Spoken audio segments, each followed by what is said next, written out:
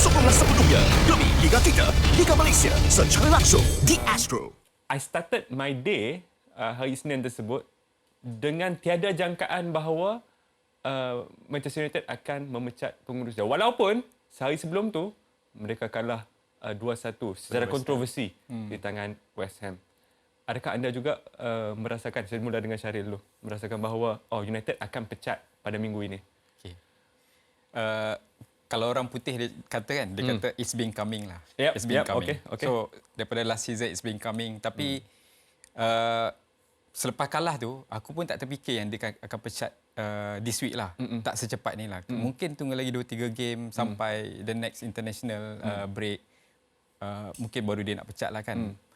Tapi minggu ni tak expect lah. Tapi selepas dipecat tu, bila kita tengok balik kalah, seri, kalah. So logik lah kot.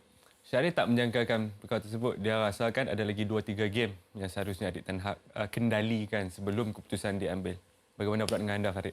Kalau kita nak sebut tentang jangkaan pemecatan seorang pengurus ni, biasanya kita kena tengok juga ke mana pandangan kita. Sebab biasanya kalau kita nak dengar pasal pemecatan, 2-3 minggu desas-desus kita dah dengar dah. Kita hampir boleh menjangkakan. Kita boleh jangka dah. Memang akan ada sebenarnya. Tetapi mengikut kefahaman aku, 2 minggu lepas ada satu pertemuan di London. Dan pertemuan tu pun ada meeting. Ada meeting untuk membincangkan hala tuju nasib pengurus Manchester United akan datang. Tapi yang menariknya ialah tak ada leak tentang intipati itu, tak ada kebocoran maklumat, tak ada kebocoran data, siapa yang akan digantikan, di mana pertemuan tu. David Ornstein pun tak dapat. Betul, setuju. Even kita punya bunyi-bunyi sambilan yang kita dengar, jurnalis, koresponden di luar sana pun takkan dengar pasal benda ni. Pun tak cakap betul. apa. And even pemecatan ni pun aku rasa seakan-akan pemecatan Thomas Tuchel dulu. Di Chelsea. Di Chelsea. Sekejap dia terus sack. Dan ini didorong, of course macam Syaril cakap tadi, didorong oleh kekalahan.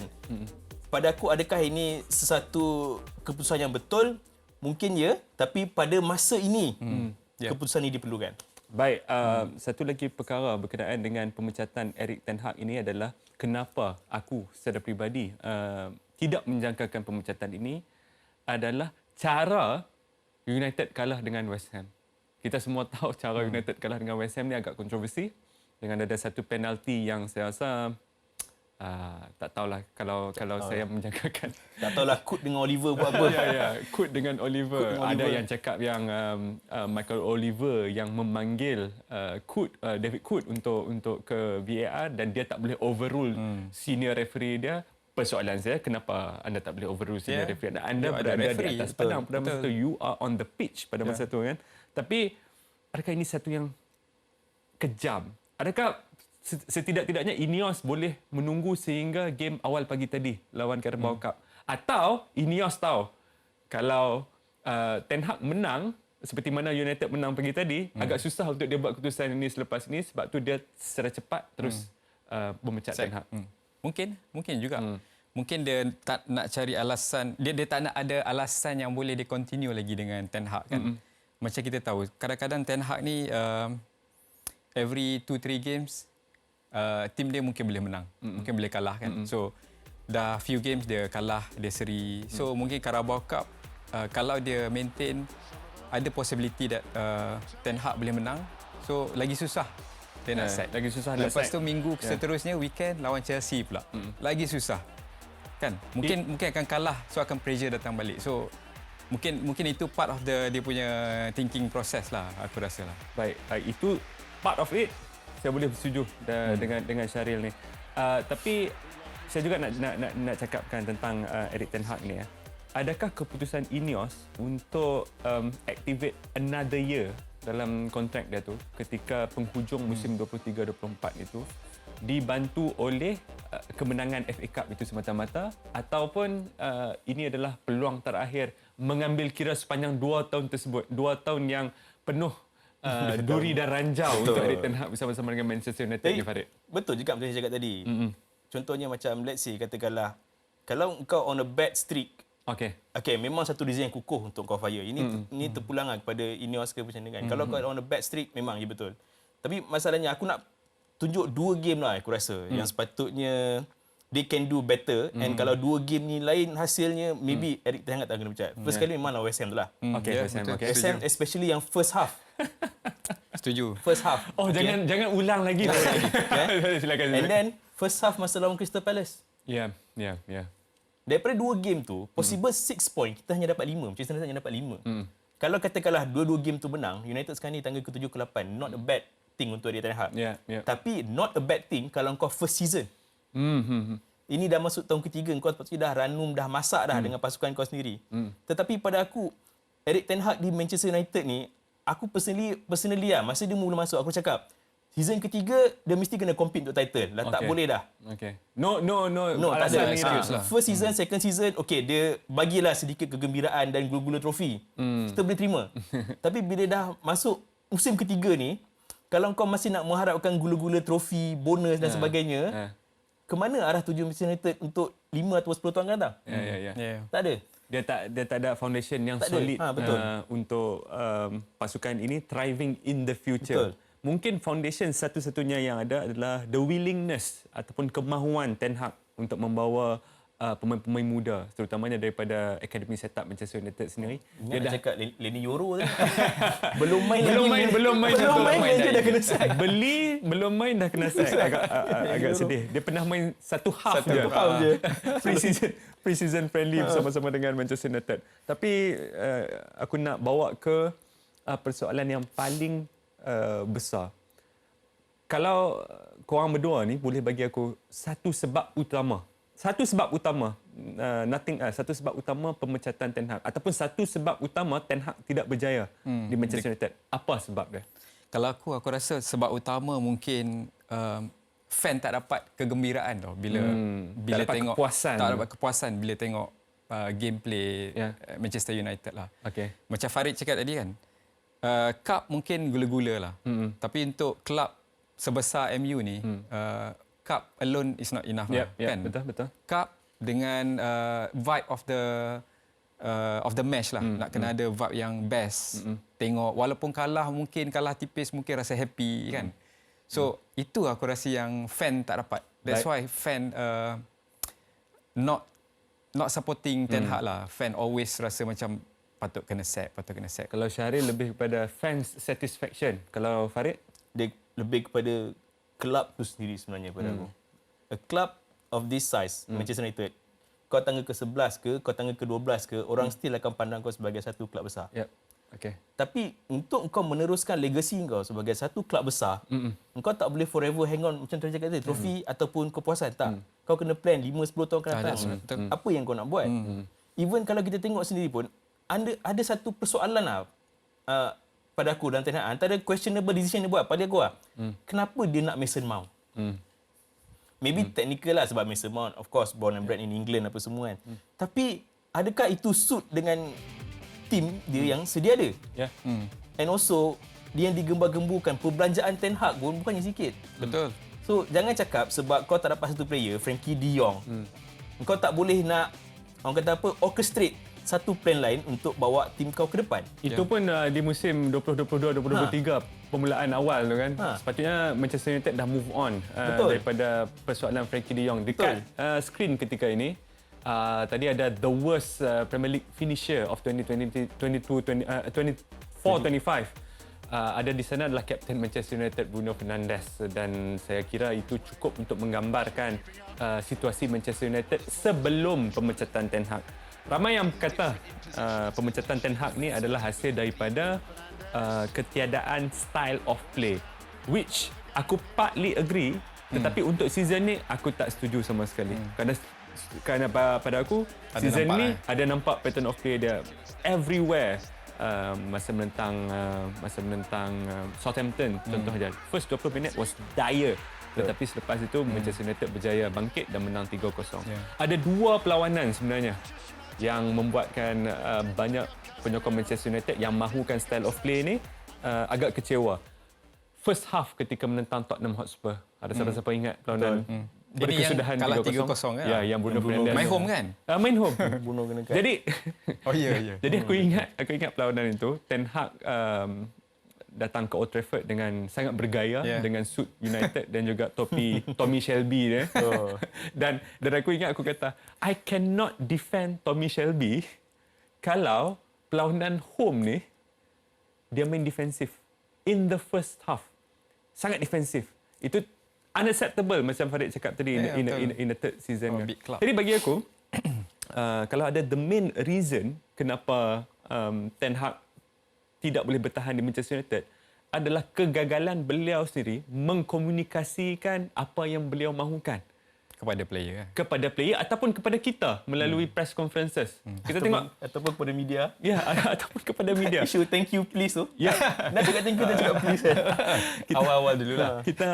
Kita tengok kalau Ten Hag mengkomunikasikan ataupun pengurus-pengurus lain mengkomunikasikan buat butir bicara mereka dengan jurnalis ataupun apa, kita dapat clear idea. Oh, ini sebenarnya yang dilakukan. Kalaupun keputusan tidak memihak kepada dia, tetapi kita dapat idea tersebut. Adakah ini kita dapat lihat juga dulu, aku rasa 8 tahun lepas bersama-sama dengan Louis van Gaal juga di Manchester United. Betul. All these managers, David Moyes, Louis van Gaal, Jose Mourinho, Erik ten Hag, they are all world beaters. Tetapi sampai di MU, seperti yang banyak gembar-gemburkan, is a graveyard for managers. Saya setuju dengan kenyataan tersebut. Graveyard tu aku setujulah sebab it's very hard to live up to expectation nak sama dengan Alex Ferguson. Since Alex Ferguson, aku tak rasa ada manager yang semua fan ataupun rival rasa tercabar lah kalau tengok kan. Mungkin ada here and there fan rasa macam bahayalah this manager. Ada sikit-sikit lah. Ada aura dia. Tapi somehow dia tak boleh nak continue kan. Tak konsisten lah. Dia tak konsisten kan. Macam aku nak sentuh sikit lah pasal press conference Ten Hag. Ingat tak yang awal-awal dulu dia cakap Klopp dengan Pep punya era come to end. Will come to an end. Aku hampir-hampir print dan letak dekat hampir. Tapi dia betul. Partly dia betul. Sebab Klopp dah end, dia pun dah end. Betul lah. Tinggal Pep je yang tak end lagi. Tapi macam kau mention tadi kan, Faiz mention tadi kan, style of play to certain extent dia ada. Towards the end of last season, aku nampak ada style of play. Tapi masuk season ni, tak tahu kenapa, somehow ada certain game yang dia macam tak nak continue dia punya style of play. Dia tak boleh nak bawa game tu, tak boleh nak kill game. Aku rasa aku rasa dia tak boleh nak convince player dia this is how we should play and kita boleh menang kalau main macam ni. So maknanya mungkin tak semua bought into his idea. Yes, betul. Tak semua orang buy his idea lah. Berkenaan dengan terakhir sebelum kita break, berkenaan dengan style of play ni, di dua perlawanan pertama, siapa masih ingat perlawanan tentang Brighton dan Brentford di mana United teruk di belasah pada ketika itu. 4-0. Ya. Kita dapat lihat Ten Hag cuba untuk mempermainkan bola sepak yang biasa dimainkan di Ajax. Sehingga kan itu backfire him lah dengan kekalahan-kekalahan tersebut. Selepas itu, beliau terus tarik handbrake dan tukar kepada apa yang peminat sebut sebagai Ole Ball, bermain secara counter attack. Dan itu membuahkan kejayaan juga to some extent. Mereka dapat Carabao Cup dan mereka dapat nombor 3 dalam league. Okay, first season. Tapi second season dia berulang-ulang kali Farid cakap yang dia nak dia nak United jadi the best transition team in the world. The quickest. Apa obsession tentang transition ni? Sedangkan kejayaan dia sebelum ini yang membawa dia ke United adalah possession based football, very dynamic possession based football dekat Ajax. Adakah ini the beginning of the end pada dia ketika itu kerana keengganan dia untuk membawa style of play Ajax ke United? Aku rasa Erik ten Hag sebenarnya dia seorang idealist tau. Okey. Pragmatic. Tak banyak pengurus yang dia bila datang satu kelab, dia nak bawa idea dia sendiri dan berjaya. Antara yang terbaik pada aku lah yang berjaya bawa idea dia ke kelab dan berjaya ialah Antonio Conte. Okey, baik. Antonio Conte memang dia bawa style of play dekat mana-mana kelab dia pergi, dia bawa style of play yang ada itu. Ada cap mohor dia. Betul, kita dah tahu. Ini memang betul. Ini Conte punya makanan. Kita dah tahu. Dan aku rasa sebenarnya kalau macam kau cakap tadi, first season tadi kan sebenarnya, first season Erik ten Hag aku rasa dia cuba nak bermain macam style Ajax betul. Okay, and then second season dia cuba nak main dengan false nine. Betul. And then third season aku rasa dia completely lost. And kalau kita nak tengok balik, kalau kau nak main macam kau cakap tadi, kau nak main satu team yang ada best transition, quick transition. Kau takkanlah tiba-tiba nak fast transition tu, bukanlah maksud aku fast transition tu ialah satu bola ke atas and then terus. Tak, fast transition tu maknanya maksud aku bila kau menang bola tu, kau terus Quickly build up, turn. jalan. Seperti Real Madrid selalu lakukan. Ataupun yang terbaik aku bercakap sekarang ni ialah seperti Liverpool lakukan. Yap, baik. Dia menang bola kat tengah, dia tak perlu nak passing balik belakang. Dia dah boleh terus on. Sekarang ni kan, kalau kita tengok kan, menang bola, pass belakang balik. Onana akan hold lah bola tu 2-3 second. Kalaupun dia ke depan, dia tak semua player yang dia not in a unit lah. Dia tak bergerak sebagai satu unit kan. Satu sistem yang kita boleh kata daripada 10 mungkin 2 kali je berjaya ialah Onana cari Dalot. Itu saja yang aku rasa. And basic and kalau kita tengok balik kan, first game route kau tak nampak benda tu dah. Dalot takkan tiba-tiba melalut, tiba-tiba Dalot dekat number 10 position. Tak ada dah. Tak ada dah. Dia suka hati dia aja dia nak ke mana. So, dia idealist, dia cuba nak buat idea dia, tapi player atas padang tak boleh nak interpret apa yang dia nak. Dan player atas padang yang dia coach pun tak boleh nak deliver apa yang dia nak sebenarnya. Tapi tak semua lah, tak semua yang Ten Hag lakukan ni tak berjaya. Ada juga yang berjaya.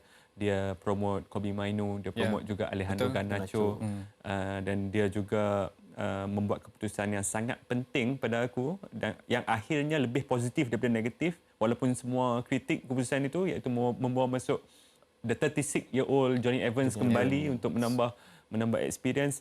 Some excellent decision, tetapi dia di outweigh oleh some very bad decision juga. Persoalan terakhir dia, adakah kita akan melihat kembali Erik ten Hag di pengurusan elit bola sepak Eropah? Aku rasa ya. Bagi aku kan, to be honest, Erik ten Hag is a great manager. Tapi bukan untuk kelab yang tengah yang ada toxicity macam United. Itu satu yang tengah building back dia legacy lah kan. Dia kalau dekat kelab yang dah settle, he can be a great manager lah. Aku betul-betul rasa yang dia akan ke Bayern musim aku rasa panas lepas. Bayern sesuai dengan dia sebab Bayern is a settled team. Dia boleh jadi satu manager yang bagus untuk Bayern. Tapi dan dia boleh dia ada pengurusan yang ada clear judgement apa yang dia nak. Betul. Pengurusan yang keras. Betul.